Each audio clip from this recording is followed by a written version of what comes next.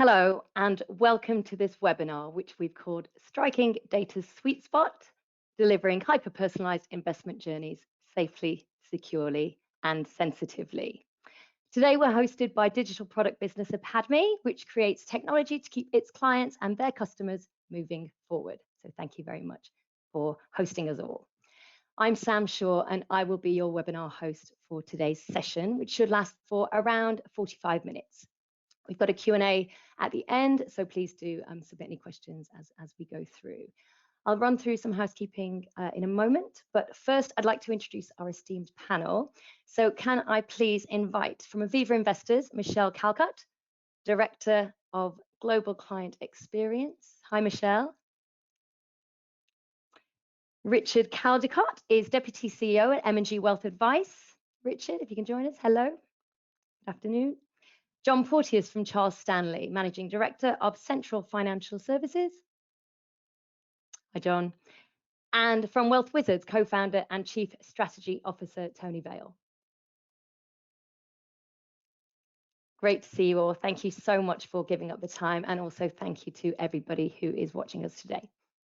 As I said, housekeeping wise, this is an interactive session. It's designed as such, so please do pose any questions in the Q&A box on your screens. I've got some time set aside at the end when we'll also be inviting Padme's Chief Executive and Co-founder, Gary Partington, to participate in that as today's resident digital and mobile technology expert.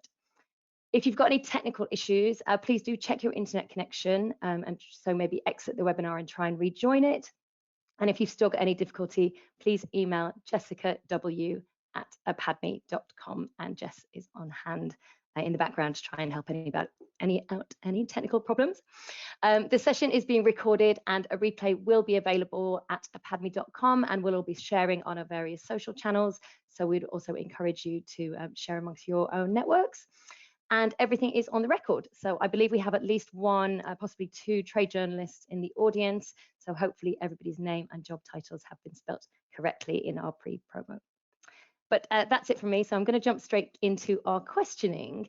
And I'm going to start with John Porteous from Charles Stanley. JP, looking at the title of the webinar, so what would that sweet spot look like for you, either as we stand today or perhaps at some point in the future? So striking that balance between using data for a more personalized journey, bearing in mind the concerns around, considerations around privacy, security, sensitivity, these kind of things.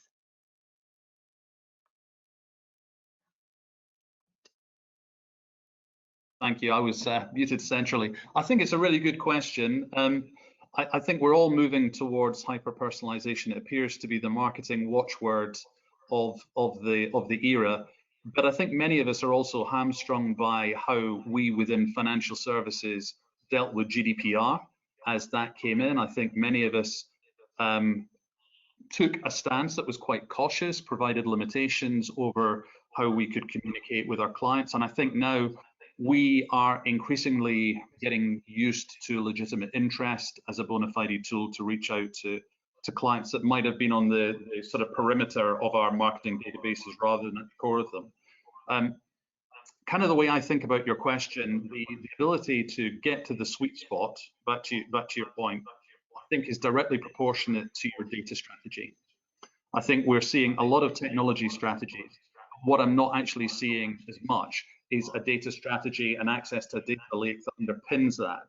So what I would really say, and maybe just to provoke the debate more broadly across my colleagues here today, is I think you've got to look at your data strategy as being completely core to your client experience. And I think within financial services and within suitability, and I think the relationships with the regulator, everyone would know that the vast majority of challenges we face is not actually poor advice, it's poor data and poor record keeping. So I think that's the bridge that we need to cross as a group to really make our technology innovations and our next generation of propositions compete with adjacent industries. Mm-hmm. I think, yeah, absolutely. And Richard, I'd like to bring you in to build on that, if I may, and just sort of thinking about what JP said there. Is there a sense that almost have to be more err on the side of caution when actually what customers might want is something slightly bolder when it comes to a digital solution? Yes, fundamentally, we do, to John's point, err on that cautious side. And we were chatting before the webinar about experiences of that, where I guess our fear of data loss or of risk stops us doing things that really will help investors make better choices.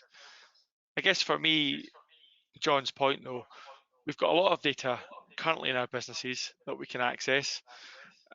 Opening that up and opening up new sources is going to be challenging. But frankly, if we can just use what we've currently got and have access to that information, we can make a real difference quite quickly. I don't think that's particularly difficult to do, but it does involve a proper bit of work and thinking to organise data in a way that can be mined and usefully used. And that, for me, in my business, is a gap right now that we are working through. The risk point, it doesn't always make it easy for us, but there's still lots we can do, I think, even before you start breaching that particular gap. Mm-hmm. And Michelle, can I bring you in there as well? Because obviously there's always a lot of focus on, the end customer, and obviously you work in a more, the wholesale market, and there's always an end customer in play. But how do you approach these challenges from your perspective? Yeah, I mean, look, I think we're very much on the journey, and I look to those around me and other industries to learn more about this. I think we, have not necessarily used data so effectively in the past, and it's now very much a complement to the sales journey, if you like. We've come from a background that is traditionally relationship led, and what we're learning is the value that data can bring to that. But I echo the points that have been made already. I mean, I think having a data strategy is critical, and it's around the governance and the accountability of data in your organisation. I think is also fundamental on how that's used. And we don't have, as GDPR obviously hits us all, but it's not so much that retail aspect for us, but it's still about ownership. It's still about understanding how that's governed and then how it's used. And I think for us, it's about also understanding what questions are asking of that data to get the right outcome. Because you have all the data in the world, you have the best government, you'll get to the right place. Yeah, absolutely. Tony, anything to add to that, just to kick us off? Yeah, I suppose I totally agree with what people said, especially around the data strategy and thinking about that ahead of what you're trying to achieve and what you're trying to capture. Yeah, in many ways we've been lucky as a sort of technology startup. We've been able to start with a blank sheet of paper, and so we've designed a lot of our services with the data lake in place, with the data architecture, and it really has it does pay a lot of dividends in terms of some of the unexpected connections you can make with the data you collect. So I think it really is a sensible foundation. Mm-hmm. And I suppose we've probably been a little bit as a in the sense of building a technology platform. We've not had to necessarily worry so much about all the regulations and legacy of lots of existing policies or anything else. So that's been a big advantage for us. Mm-hmm. And Michelle, from your view, because obviously you look at client experience broadly, it's not just the data piece, but at what point does that form the backbone of that? Is that your starting point, or does it come in a bit further down that journey? I think it's core. It's totally core. I think you break down client experience into a number of different things. But fundamentally, you want to understand what's driving and motivating those clients that you're interacting with, whether it's a B2B or a B2C. And hence you want to be able to monetize and commercialize that. So you've got that kind of digital acquisition side of things that you want to be able to use that data more effectively. But I think it's also for me about how we use data to understand the sentiment and satisfaction where our clients are on that journey. So it's using data back to what question I asked you a bit to get to what I'm looking for. So yeah, I think it's core in many ways. And there's also, because I mean, there's the data you've got on your existing client base, isn't there? But what about when it comes to acquisition and almost the sort of, I mean, JP, we know what a long lead in there is to client from becoming aware of an organization to actually converting into becoming a customer. How does this strategy apply to that before somebody's actually, signed up on the dotted line? into the prospecting, I think that's the area that we're thinking about most. We're a different type of business to others on the call here. So we maybe don't have all existing client policies that we can draw upon. And so the client boarding experience is incredibly important to us. And it's about trying to draw people in a way that is a good customer journey. And what we'll do is we'll look at our digital channels, our existing digital channels. We'll look at social media and how we use content. We really want to try and get into a softer conversation, shorter conversations, which are about the compatibility of services and appropriateness of services before we get into the suitability of services, which is that sort of real regulatory journey. So there's almost a triage of trying to bring people into your service model gently, but also not being afraid very quickly in that process to sort of push back and say, look, this might not be the service for you, and hand off quickly. So we're trying to achieve three things. One, draw them in so that we're doing it in stages, rather than, I think, where a lot of businesses struggle is to give that huge data request right up front. And I think that pushes people away from you. So that's one. And I think two is that next point about reassurance. Are you speaking to the right people about the right things that they can help you with? And if not, can we just stop it right there? And actually, you need to be speaking to one of my colleagues who can help you further. And then when you are capturing the data, there is a mutual appreciation by both customer and advisor that the information is relevant and really going to help the journey. Okay. And how important, because I mean, you could get into all manner of things like, behavioral science and, sentiment analysis and all this kind of thing. Or is it just simply, Richard, I'm keen on your thoughts on this. Is it just about speaking to the right people at the right time, which is where sort of, the increasing use of mobile, for example, might come in?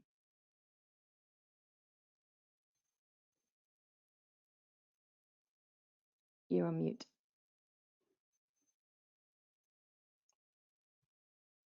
For me, it's not about sort of overcomplicating it and adding in lots of really complex data. At the heart of it, one of the issues we're grappling with is how much do you ask a client for before you give them something back, and what's reasonable to ask for early in the journey? It's really interesting. I mean, I'm lucky and I'm following others who went through this before. It's quite an interesting example of a different business who tried quite a few digital journeys for clients, and because they forced the client to do quite difficult things up front around authentication and give them quite meaningful data early in the process, they think they failed for partly that reason, effectively. And actually, the key, I think, is to be able to gather or help the client early in the process, gather some very soft data, give them value back early in the process and early in the journey before you start to ask them for more difficult questions. So that I think is critical. And even within my business, we sort of have to fight the urge to try to put everything behind the firewall in a safe environment really early, and fight the urge to try and commercialize that interaction really early, and let the client have a play with tools and technologies before you start to ask for too much information. I think is pretty important. I think that's it. And Tony, like, just to sort of to add to that, because everybody's threshold for that will be different, won't it? So you must have to make a certain number of assumptions, and this is where I'm guessing things like personas will come into play, to know what the right amount to ask for the right demographic, for example, would be earlier in that process. Certainly, I totally agree with what Richard said. What we found is we have a workplace advice proposition that gives pensions advice, investments advice, holistic pensions advice as well, and we onboard people there as easily as we can, and we take them through a sort of 3-minute journey, and most people complete it, which gives them a very simple profile of their financial circumstances, and it's non personally identifiable information, so it's very easy to answer and it doesn't feel too intrusive. And then we could give somebody doing that the value back straight away of some suggestions or signposting.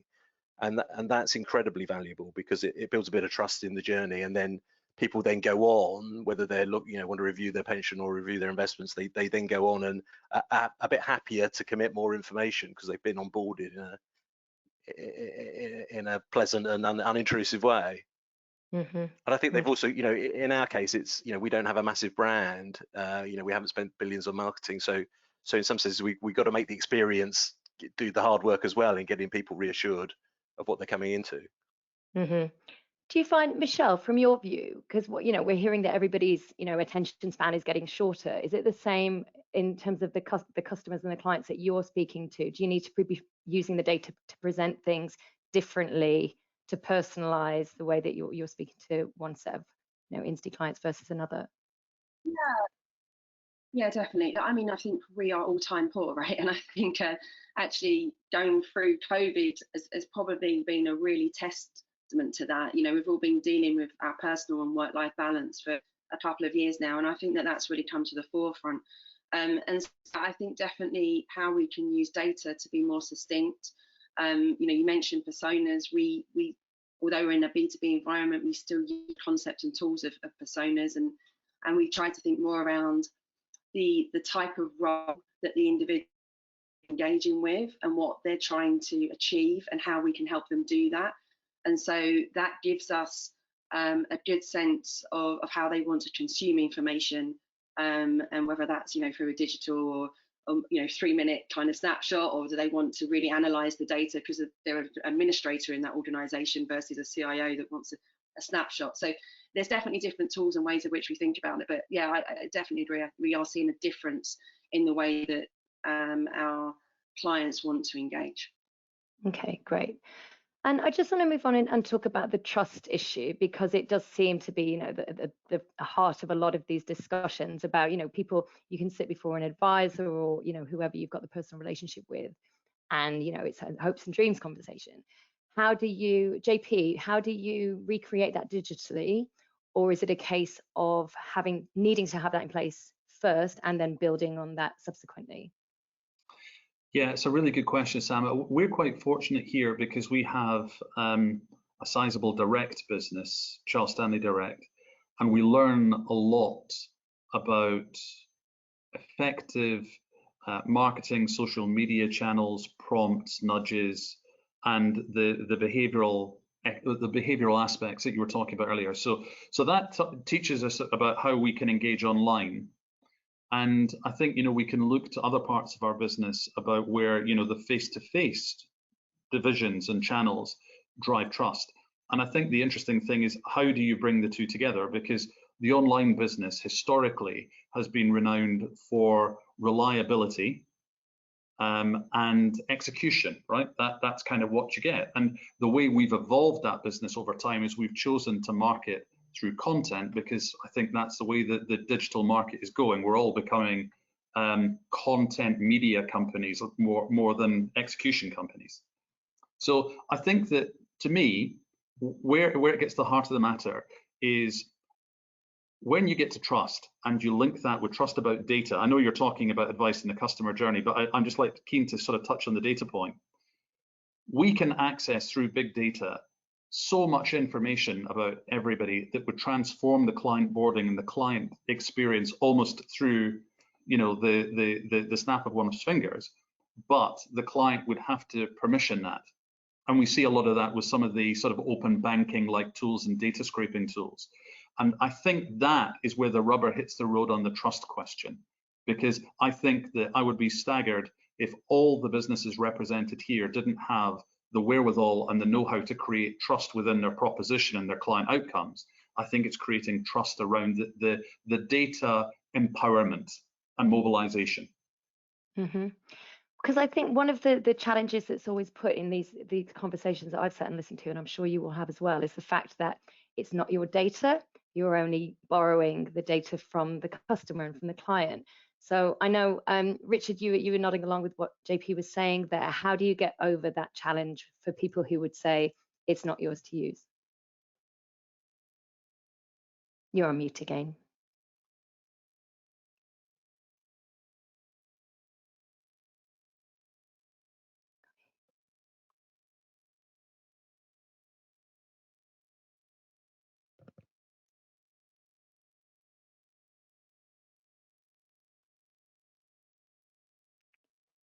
Still muted, Richard. Sorry, we can't hear you. Sorry. I bet that was genius as well.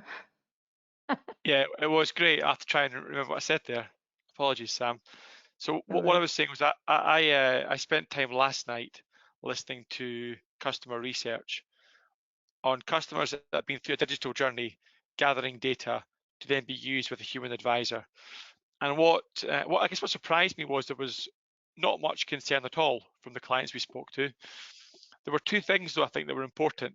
One is we have the fortune of having a good and strong brand, and that I think probably does some heavy lifting when it comes to trust, I suspect.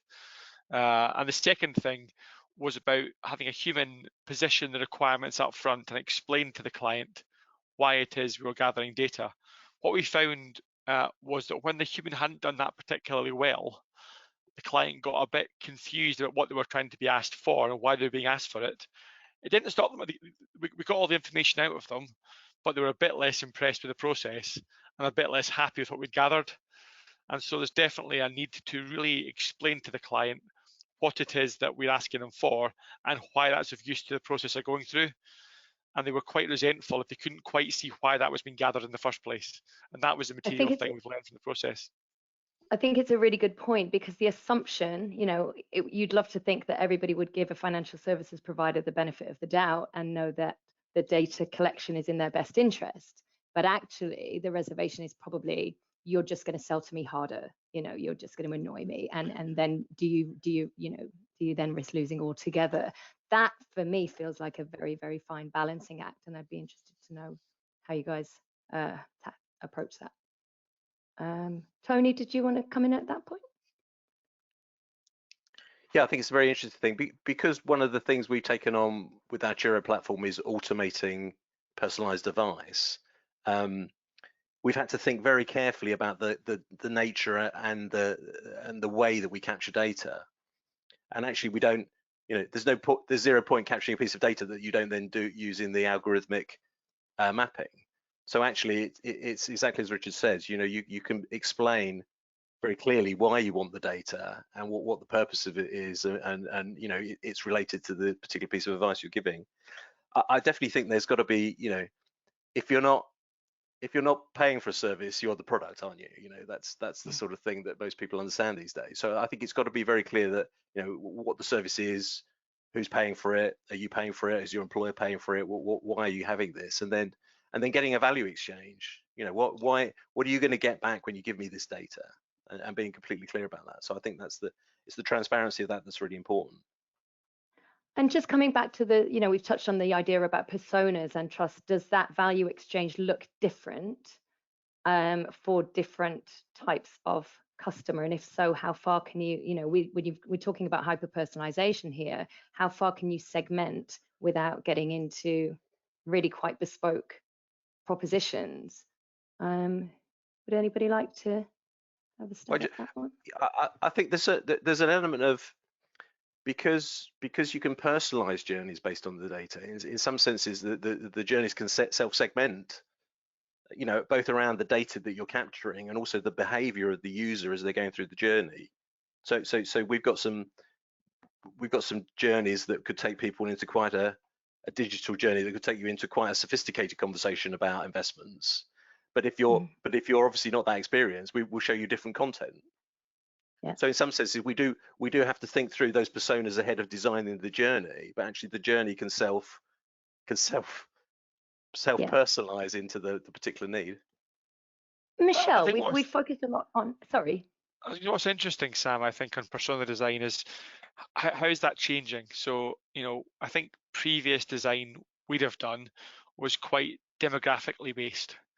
And making some quite big sweeping generalizations about demographics. And that I think has become increasingly irrelevant or increasingly muddled over time. And the work I'm doing at the moment is largely in the retirement space. And we have so many preconceptions about how clients in that part of their life want to access information. And actually, my experience to date is it's not all true. And so I think we have to get better at how we build personas and how we get into the values of the client rather than just the demographics of the client. because it's not as simple as saying somebody who is younger thinks this way and somebody older thinks that way. That's really just quite dated in our assessment of it, I think. Yeah, JP, anything to add? Yes, I think the thing we're learning from social media channels in particular is that the personas or the avatars are huge, because there's one way to blow a big marketing budget, it's to sort of go into a marketplace and spend your money too broadly. And we have found that there is a direct and proportionate relationship between being super clear about your targeting, not to the demographics, to Richard's point, which I completely agree with, but really understanding the behavioral and interest related triggers and driving traffic to your website and matching it up with the appropriate content. And I think this is going back to the point I made earlier about making sure that our face-to-face channels are learning from our digital channels, because there's a lot that they can learn from one another. And I think that we talk a lot about hybrid services, but I think that this hybrid learning is going to be one of the real engines of what you start to see in propositional evolution in the next year. Yep, great. Okay, thank you. I just move on, sorry, Michelle, we've been talking a lot about sort of targeting communications and customer acquisition and things like that. But when it comes to retention, I'm just interested in your take on how data is used for things like real-time information, if investments are underperforming and this type of thing, and how frequently perhaps those communications can take place given access to all of this more information, this data. Yeah, I mean, look, data's been core to that for forever, right? It's been a transaction of data from asset manager to client and client requests back, and I think where it's kind of evolving now is where we need to better understand what clients are trying to answer. I keep coming back to that point, but it really is important, because if we can start to understand what clients are wanting to achieve, then we can ensure that the data we provide them is the right data telling the right story. And to your point, how they want to consume it will also differ dependent on type of client and individual. But I think ESG is a really good example of this at the moment, where it's being so central around data to tell a story about how we evidence what we do, and obviously how that cascades further down to the end consumer. So I think this is going to put a real spotlight actually on how clients want to consume that, and how important it is that that data is right to tell that story as such, and hence will give us the retention story that we're looking for, hopefully. Great. Okay, thank you. And similarly, I guess on that as well, you've got just customer loyalty as well. We're reading all these things about especially younger demographics who are less brand loyal than perhaps their parents or grandparents were, especially in financial services, people having multiple accounts for different reasons. How is I guess what I'm interested in is, you've got all these different jobs to do with all of this data. How on earth do you prioritize those efforts?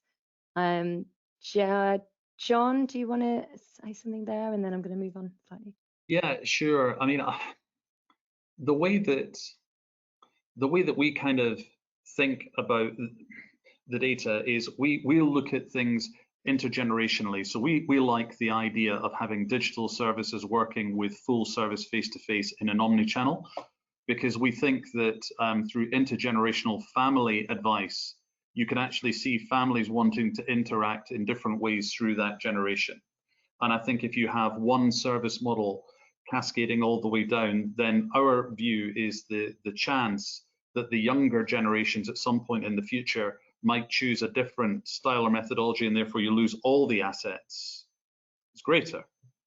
I think the one challenge that we're trying to do, when you're talking about the different generations, and I know this is a different take on it as well, is that I think one of the keys to unlocking innovation and maybe getting a regulatory tailwind, I know that we're trying to receive a regulatory tailwind at the moment, but a real one, which maybe allows us to look at suitability in a different way, is to make sure that digital becomes much more proficient in picking up the initial and more tangible signs of vulnerability. Because I think, the slicker we can use data and the slicker we make this client journey, the faster you move through it, the more arguably prone that is to having vulnerable people put in a funnel and sucked through that So I know that that's not necessarily the exact question you're asking, Sam, but that's kind of what came into my mind when you asked me that question. So I thought it was worth sharing. No, that's great. And I think it comes down to something I know we've talked about before, again, about this whole, and Richard, and we've also, is the regulation a help or a hindrance? And I think you're right. If regulation can be seen to be used as force for good through a digitized, database journey, Richard, how does that come into the propositions that you're offering? The necessary evil that is reg. Yeah, I mean, I don't really see it that way. I think an example John used about vulnerability, I think, is really interesting. We've certainly seen that using digital tools can be quite clever at flagging vulnerability as an example. So with what we've been doing, the customer will tell us information digitally. That allows us to then prompt to the human advisor a bunch of flags that we think are concerning about that customer based on what they've told us, or should concern the advisor about that customer, I should say. And we can be very clear that the advisor can't move on until they've resolved and discussed those various aspects. So I think the regulation in that respect comes from a very good place. And actually, for me, in an advice business, I'm much more able to be confident and clear that we've dealt with that one really comprehensively, because the digital capture process teases the issues out and makes them very, very clear to the advisor in a way that it's more difficult to do for certain with every human interaction and fact find, I think. So I think there's definitely ways in which the regulatory landscape can be better met using some sort of select capabilities. Okay, great. I'm just also interested, Michelle, just in this sort of JP mentioned about the Omni Channel propositions. Are they always, do they always have to be customer facing, or are you seeing those used more and more in your space as well? Yeah, I mean, for me, kind of coming back to my world when I talk about Omni, and I think this is the shift we're seeing as, and I talk more sales and marketing in this space, actually how they're coming together. And what John was saying really resonated to me actually in regards to understanding the journey amongst those two areas. And I think in a way we've kind of, we've been led in silos. So marketing have been kind of wanting to nurture and build these leads over here, whereas sales have got a slightly different take on what good looks like in regards to a client. And I think that qualification across those two processes is where we've kind of got circles, and we're actually revalidating some of that at the moment now. And so I think, again, just like I'm answering your question correctly, but that for me is where we begin to get the real opportunity if we can get that slicker and we can find that sales and marketing are aligned, which in asset management is, it's a gradual journey. I think it's a really good point, and it's probably one for a separate conversation actually, but we're all focusing on the end customer experience with using data, but actually there's a lot of internal operational efficiencies that you've sort of alluded to there that could also be really, really improved by capturing all of this. Tony, is all of I was just going to build on that, Sam, sorry, that comment. I think is one of our experiences is that as well as the client facing journeys, we then got a lot of data we can use with institutions in terms of oversight functions, compliance, etc., and being able to create that in a very personalized, organizationally personalized way is incredibly powerful. And I think it's certainly giving some some advice businesses information they've never had.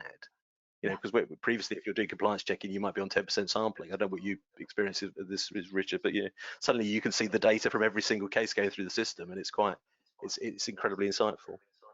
Yeah, agree. Great. Okay, I'm going to move into Q&A moment. So I'm just going to ask Gary Partington if he can join us, turn his webcam on. Gary's CEO and co-founder at PADME. Hello. Hi there. Gary, just to kick the Q&A off, from what you've listened to, what's struck you the most, or is there anything that's really kind of got the cogs turning for you? So it was interesting some of the conversation where it sounds around the whole point about education of why the data is needed and the transparency and the openness. around the data to really help people understand. And the bit that I always get to is how personalised is personalised. You know, it's a really interesting question of, is it a persona of one person or is it a persona of 1,000, and how we all use the data to get down to those levels of understanding, I think, is a real interesting conundrum for businesses going forward, because there's that delicate balance of the value exchange, which is always interesting. I think there's a lot of conversation around the same topics around that to make sure that the experience is made as simple as possible while being as valuable as possible for both the end user and the business at the same time. So definitely interesting points to think about. Great. Okay, cool. Thank you. Right, I've had a few questions come in. Right, so one's come in saying, what advice have you got for any new entrants looking to better engage with new and existing customers? And I'm guessing by new entrants, that would be people who are earlier in their digital journey than all of yourselves are. Michelle, client experience, I mean, what would your advice be? Yeah, I mean, look, I think client experience is about understanding your client and not assuming you know your client. And I think that would be my first piece of advice. And, you know, we've spoken a lot about how data can help you get a better understanding. So start small. I wouldn't start with big sets of data, and I'm certainly not in the world of some of these guys. But, you know, for me, I think it's about taking some small data points, seeing how you can learn from that, testing it. Don't be shy to talk to clients either. You know, again, we talked about using data to understand but validate. I come back to, you know, asset management made assumptions too much in the past. We need to listen, talk more, and we need to validate. So that would be my first piece of advice. Great. Okay. Richard, anything from you on that? I'm going to take us back to John's first comment about data strategy. If I look at what I've done, and I wish I'd done a bit differently, I wish I'd begun my building process thinking about data at the start. So I've now got a whole host of data. I've got more data than I quite know what to do with. It's almost, it's gold or the new oil or whatever, but I've not built the thing with that in mind. And with a bit of hindsight, I think I would have thought more about the data I gather and how to commercialize that for me and to add much more value to the consumer of that data. I'll do that eventually, right? I'm doing it at the end now. It'd been nice to do that at the start. So I think, at John's point, how do you use what you have as data and bake it in from the start, really? Great. Okay, thank you. I've had one in saying, for many people, it's less about what data is being held, but more about what people can see it's being used for. We've talked about this. In my experience, people are happy for customers to use data to make current business easier. Where it becomes a challenge is where companies have a clunky customer experience and bombard with ads about new service. Now, I think this is where data, and it sounds like this is all about, you know, personalized advertising and things like that. That sort of annoyance factor, I guess, is what we're talking about. Could almost, you know, can it do more harm than good? I guess is a very short way to summarize the question that's been asked. JP, I'd like your view on that, and then Gary, I'm really interested in your perspective as to how maybe other sectors outside of financial services might tackle that problem. Yes, I mean, we do a huge amount of client research because we're doing a website, an app build, a website refresh, and an app sort of rebuild at the moment. And I think that the one thing, going back to Michelle's point about the pandemic, is people are just a bit frazzled, and you know, we spend most of our time trying to de-cookie everything and making sure that we remember to press on the legitimate interest button and delete those as well. And to your point, I think this is, it's about making sure that we use the data that we're getting from the client in a way that we can show them directly influences a better experience, and are only really taking the information that we think would actually leverage that whole point. And the individual asking the question, I would completely support, because it concurs with our client data experience and also our research, which is when we don't use the data properly, or when we try and create a journey that actually has friction in it because we want to try and cross-sell in that, that's where we start to receive the drop-offs. And our thinking, and we might be completely wrong on this, Sam, we might be desperately wrong, but our current thinking is if we think about the way to market to people now and cross-sell to people now, like we did in the industry 5 to 10 years ago, more broad, sort of mainstream media about cross-selling, our drop-off rates will get to a point where our cost of client acquisition becomes prohibitive. So actually, it is us at the provider end that need to rethink the journey to make it more frictionless.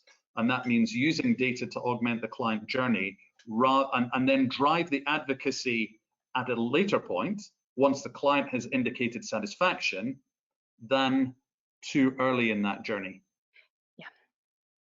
Yeah. Okay. Gary, have you got any thoughts on that? Just maybe observations from other sectors other than FS? Yeah, I think a lot of it is about, one, don't over market and don't push advertising all the time, which is what a lot of other sectors do. The real ones that win are those that inform and educate rather than try and cross-sell advertising all the time. Because if you build up that relationship where people become to trust you, then you can inform and guide them on a journey that's beneficial and use the data to inform the relevant content that you push to them. And it doesn't feel like advertising anymore. Nobody enjoys, whether it's on a digital website or inside an app, the pop-ups that appear in all the places trying to get you to buy something. Whereas if you make content that's appealing, you make informative news, and you take people on a journey with whether it's animations or journeys to help them understand how their different elements are performing, it's definitely more of an experience. That's what the fintech startups do. They do it really well. They personalize to the extent of, hello Gary, as you log in, and it shows you your recent how you've done things, and it becomes, you feel like you're getting a value exchange rather than being seen as a marketing tool, and that makes people see through that, and they really value it when they get something out of it. And across the other sectors that we're in, that's a lot of what our clients do with their end customers to really create that better loyalty relationship. Okay, thank you. Question for Tony. We've been talking about all the benefits and the reasons for doing this, but how do you measure success? What would be some of those? What does good look like if you're adopting these strategies? That's a good question, isn't it? Crikey, I think there's the obvious metrics that you've got in, for example, digital journeys. So you're looking for conversion rates, you're looking for client satisfaction. I totally agree with the point. You've got to make sure you're assessing that at the right point in the journey and making sure that you've given people sufficient value to make a judgment on that journey. So that's a good point. Yeah, I think one of the things to be wary of, I mean, hyper personalization is very buzzword, isn't it? But there can be noise. There can be data that you don't want to respond to. Market volatility. You don't want to be prompted to client, oh, your portfolio's gone up, your portfolio's gone down, but maybe that's not that helpful. So I don't know that every single piece of data needs to be fed into a client interaction. So I think you've got to in terms of success, you've got to think quite carefully about what you're trying to achieve with the client and make sure that the data is used in that context, and then judge it through the normal metrics that you're looking at. Yep. Brilliant. Okay. I'm afraid we are nearly out of time, so I've had quite a few more questions in. We will get around to answering them. Somebody from APADME or one of my esteemed panelists will get in touch with you directly and answer those after the event. Thank you so much for joining us for the last 45 minutes. It's been really interesting conversation, and thank you all for giving up your time. So much appreciated. I know how busy everybody is. And yeah, so thank you to Michelle, to JP, to Richard, to Tony, and to Gary and the team at APADME for hosting. It's been an absolute pleasure. Thank you so much.